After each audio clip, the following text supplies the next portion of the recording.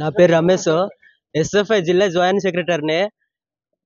రామవరం అనే గ్రామంలోనే కరకవలస అనే పరిధిలో ఉన్నటువంటి క్రిస్టియన్ మిశ్రమ హాస్టల్లోనే ఫుడ్ పాయిజన్ జరిగింది. అయితే గత చాలా రోజుల పాటు నుండి ఫుడ్ సరిగ్గా పెట్టకపోవడం కానీ, ఫుడ్ సరిగా ఇవ్వకపోవడం కానీ ఇవన్నీ కూడా జరుగుతున్నాయి. అయితే ముఖ్యంగా ఆ మిషనరీ ఆశ్రమంలో ఉండేటటువంటి విద్యార్థులు ఎవరైతే ఉన్నారో వాళ్ళు హై స్కూల్లో వెళ్ళి చదువుకుంటున్నారో, అయితే ఇక్కడ ఉన్నటువంటి విద్యార్థుల్లో ఈరోజు ఫుడ్ పాయిజన్ అయ్యింది. మంగళవారం ఉదయాన్నే ఎవరింట్లో వాళ్ళకి పంపించడం జరిగింది. దాదాపు చాలా మంది, ఒక 30 మంది వరకు విద్యార్థులు నష్టపోయారు. ఫుడ్ పాయిజన్ అయ్యి చాలా మంది హాస్పిటల్ పాలయ్యారు. అందులో భాగంగానే ఈ రోజు ఎస్కోట పరిధిలో ఉన్నటువంటి గవర్నమెంట్ ఆసుపత్రిలోనే చాలా మంది వరకు విద్యార్థులు వచ్చి ఈ హాస్పిటల్లో చేరారు. అయితే విద్యార్థులకి గమనించి పరిశీలించి చూసినట్లయితే చాలా రోజుల పాటుగా ఫుడ్ అనేది సరిగ్గా పెట్టడం లేదు. దీనికి ఖచ్చితంగా ఈ రోజు ఇంత పరిస్థితి జరిగినప్పటికీ కూడా ఏ ఒక్క వార్డెన్ గాని, ఏ ఒక్క హెచ్ఎం సార్ గాని, ఏ ఒక్క టీచర్ గాని వచ్చి పరిశీలించే పరిస్థితి లేదు. కాబట్టి ఎస్ఎఫ్ఐగా దీనికి మేము తీవ్రంగా ఖండిస్తున్నాము. అయితే ఈ మిషనరీ ఆశ్రమంలో ఉన్నటువంటి ఎవరైతే యాజమాన్యులు ఉన్నారో వాళ్ళపైన తగు చర్యలు తీసుకోవాలి. లేదు అన్నట్లయితే భవిష్యత్తులోనే పెద్ద ఎత్తున ఉద్యమం చేస్తామని ఎస్ఎఫ్ఐగా డిమాండ్ చేస్తున్నాము. ఎవరైతే ఫుడ్ పాయిజన్ కి ఇబ్బంది పడుతున్నటువంటి విద్యార్థులు ఉన్నారో వాళ్ళకి నష్టపరిహారం కానీ ఇవి చెల్లించాలనేసి ఎస్ఎఫ్ఐగా డిమాండ్ చేస్తూ ఉన్నాము. బొడ్డవరం మండలం చిట్టంపాడు విలేజ్ నుంచి ఈరోజు సుమారు ఏంటంటే మన కోలోకేటెడ్ పిహెచ్సి మెడికల్ ఆఫీసర్ గారు ఉదయం ఫోన్ చేశారండి. ఇలా ఏంటంటే సార్ అక్కడ డయేరియా కేసులు ఉన్నాయి, ఒక 6 నుంచి 10 కేసుల దాకా తీసుకొస్తున్నాం అని చెప్పారు. అయితే ఏంటంటే 6 పిల్లలకి బాగాలేదండి. వాళ్ళందరినీ కూడా అరౌండ్ 1:00కి ఫీడర్ అంబులెన్స్, మన 108 అంబులెన్స్ లోనే తీసుకురావడం జరిగిందండి.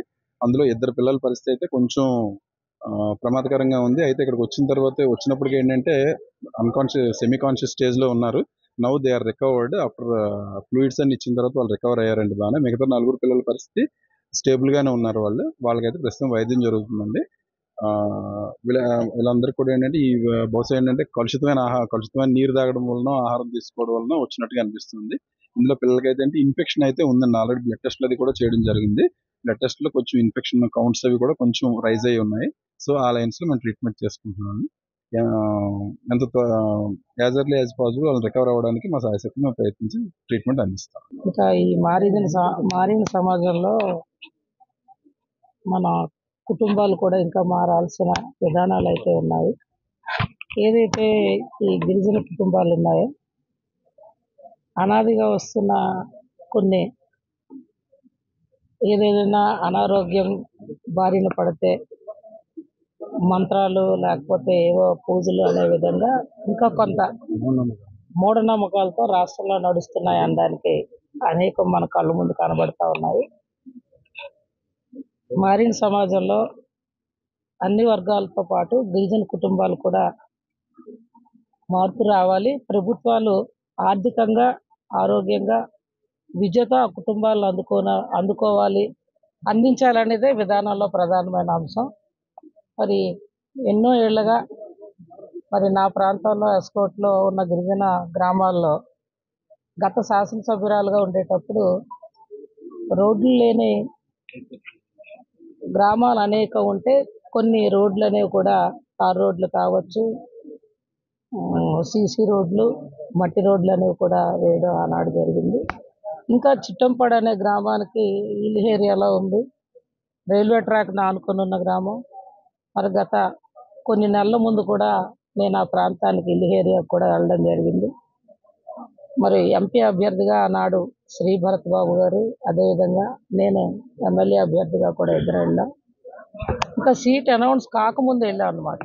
అంటే ఆ ప్రాంతాన్ని, ఆ పైన ఆ వాతావరణం అది చూసి వాళ్ళకు కావాల్సిన మౌలిక వసతులు కల్పించాలని ఆనాడు మేము వారికి మాట ఇవ్వడం జరిగింది.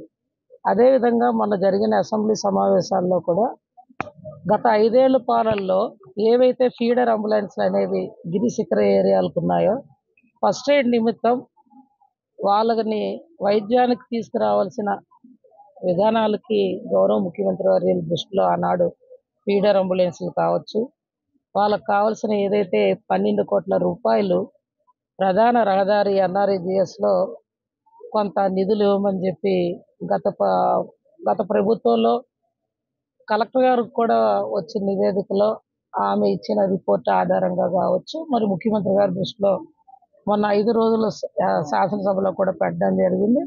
వారు కూడా పెద్ద మనసుతో త్వరలో మరి జిల్లాకు పంపిస్తామని వారు కూడా మాకు మాట ఇవ్వడం జరిగింది. ఇవాళ చిట్టంపాడు గ్రామంలో పిల్లల్ని ఒక ట్రస్ట్ ఏదైతే ఈ విజయనగరం మధ్య రామవరం ప్రాంతంలో జరుగుతున్న ఒక ట్రస్ట్ స్కూల్లో వాళ్ళ పిల్లలందరినీ కూడా అక్కడ విద్య కోసం పెట్టడం, మరి ఆ ట్రస్ట్లో కొంత ఏదైతే మరి విషపూరిత ఆహారం అని భావిస్తున్నాను, దానికి వాళ్ళకి డయేరియా అనేది రావడం, మరి ప్రధానంగా ఇప్పుడు ఈ వర్షాలు ఇవన్నీ కూడా వాతావరణంలో మార్పులు, అందులో కూడా కొద్దిగా డయేరియా కేసులు అనేవి కూడా రావడం జరిగిందని, వాళ్ళేమో మళ్ళీ అక్కడి నుంచి చిట్టంపాడుకి పైకి వెళ్ళిపోవడం చిన్న ఇబ్బంది అయితే జరిగింది. మరి ఇక్కడ మేము రెవెన్యూ యంత్రాంగం కావచ్చు, మా విభాగాలన్నీ కూడా మండలంలో సంబంధించిన అధికారులందరం కూడా వాళ్ళకి ప్రత్యేకంగా సిహెచ్సి హాస్పిటల్కి చేర్చి మరి వాళ్ళకి మెరుగైన వైద్యం ఒక పక్క అందిస్తూ మరి మేమంతా కూడా ఇంకా బాధ్యతగా వాళ్ళు కోలుకునే వరకు ఆ కుటుంబాలకు మేమంతా అండగా ఉంటాం.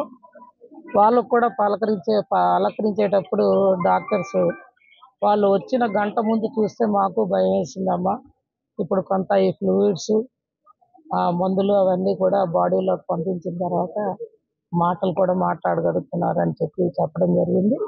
వాళ్ళు కోలుకునే వరకు మరి ఎంఆర్ఓ గారు కావచ్చు, ఇక్కడ ఉన్న ప్రభుత్వ విభాగాలు అందరం నేను కూడా బాధ్యత పడి వాళ్ళని మళ్ళీ ఇంటికి చేర్చే బాధ్యత నేను తీసుకుంటా. ఇది తప్పకుండా మరి నేను మరి రెవెన్యూ యంత్రాంగాన్ని కానీ ఎండిఓ గారిని కానీ ఒకటే కోరుతా ఉన్నాను, ఆ చిట్టంపాడుకు కూడా పైకి పంపించి ఒక క్లోరినేషన్ శానిటేషన్ అనేది కూడా వాళ్ళకి అక్కడ ఏర్పాటు చేసి మెరుగైన వైద్య సంబంధించి ఇంకా వైద్య సేవలు మేము అందిస్తామని మరి మన గౌరవ ముఖ్యమంత్రి వర్యులు కూడా మొన్నే గిరిజన శాఖకు సంబంధించి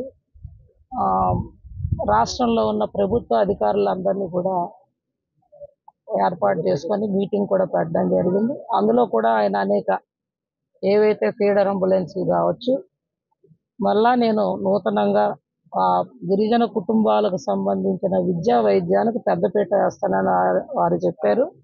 ఆ దిశగా మేము అందరం ఆ కుటుంబాలని ఆదుకుంటూ ముందుకెళ్తామని మరొకసారి వాళ్ళందరినీ కోలుకునే వరకు మరి ఏదైతే ఏరియా హాస్పిటల్గా ఉన్న ఎస్కోట డాక్టర్స్ అందరినీ పెద్ద మనసుతో వారికి సేవా సహాయ సహకారాలు అందించాలని వైద్యాధికారులందరినీ కోరుతున్నాను. మరిన్ని వీడియోస్ కోసం ఛానల్ ని సబ్స్క్రైబ్ చేయండి, లేటెస్ట్ అప్డేట్స్ కోసం వాట్సాప్ ఛానల్ ని ఫాలో చేయండి అండ్ లింక్ డిస్క్రిప్షన్ లో ఉంది.